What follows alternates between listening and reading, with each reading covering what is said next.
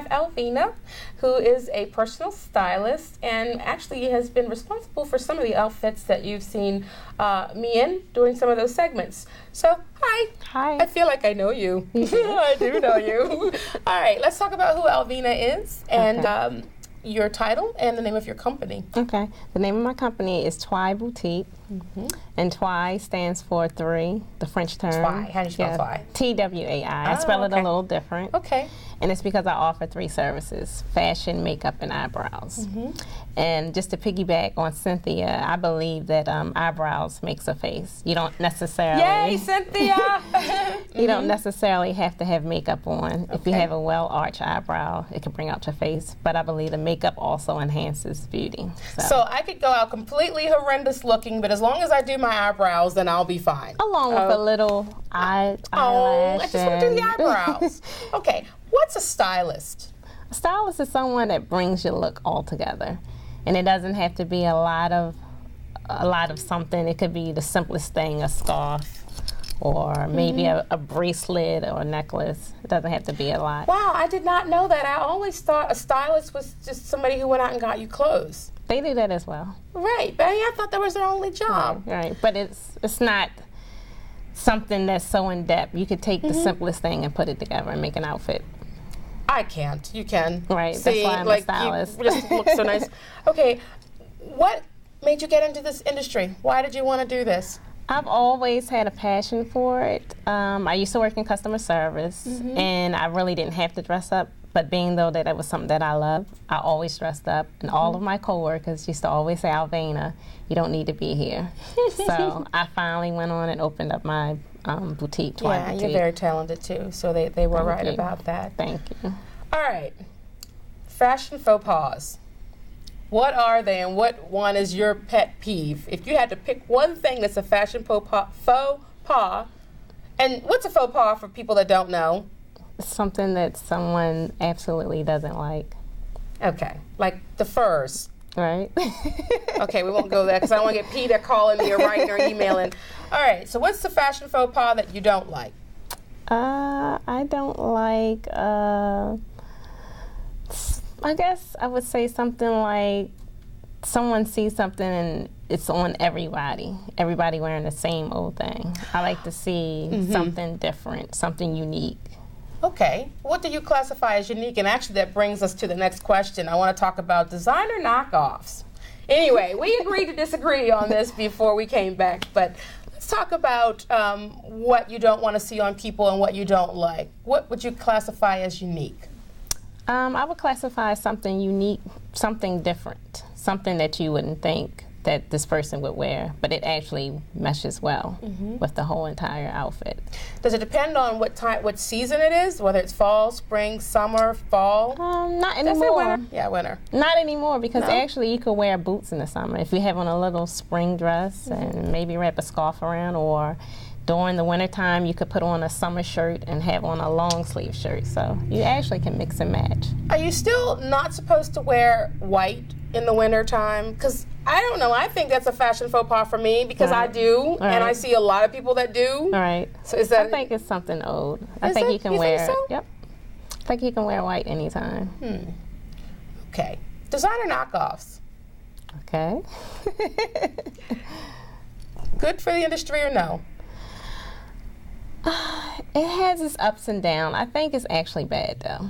Why? Because imagine you making something up, coming up with your own idea, and then someone goes behind your back and makes it the same way as you. I wonder if I've had that happen to me before. Yes. So I would. So does that hurt me or help me? It would hurt you.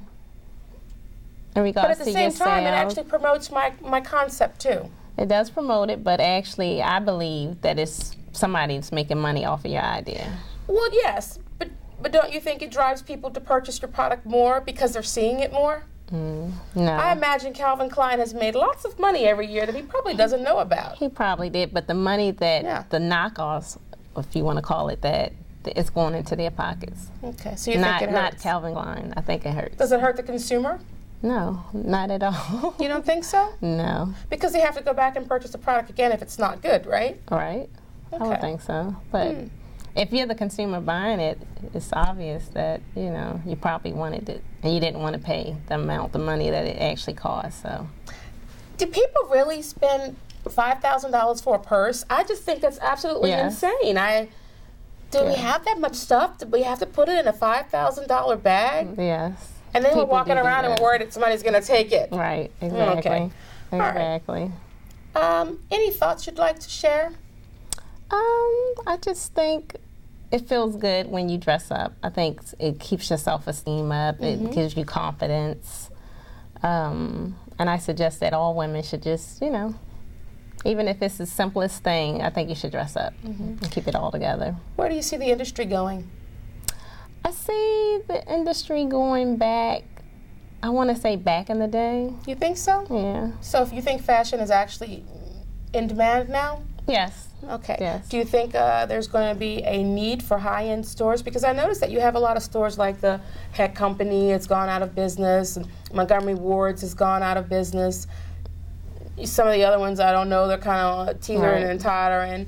You know, are there still going to be is there going to still be a need for major department stores other than Macy's because they have the parade every year? Right. You know, what happens? You know, I even think this goes into the knockoffs. Do you think it's hurting those designer stores, those major stores that used to carry those products now? Right. I don't know. Is there still a need for major stores, department stores like those? I would probably say no because I'm a boutique owner. Right. So. What's the difference between boutique and department store? Boutiques are more intimate. They're normally only, well, with my boutique, I only carry up to 3 items in my boutique, so you don't have to worry about someone else having your look. So that's the difference. It's a little difference. Are models still needed? Yes.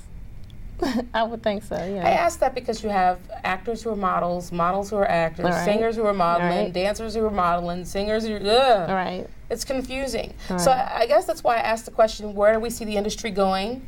I know Fashion Week is huge, for those of you who don't know. It's usually in, what is it, Battery Park? Right. Every year in New York. Right. Which is in Manhattan, for those of you who don't, New York. Right. So I think, you know, Fashion Week actually fuels the fashion industry. Yes, it does. I do believe you're right in that we are seeing an incline towards fashion and demand coming back. Right. Any last thoughts you'd like to leave with people and how they can contact you if they need a stylist for TV, for weddings, for whatever. Night events, nightlife. Yeah. You actually can contact me at MySpace, Twai Boutique, or my phone number, which is 443-384-2892. Okay, what's your number again? 443-384-2892. Okay, excellent. So I'd like to thank Alvina for my look and for all the other ones that she'll do and the ones that she's done.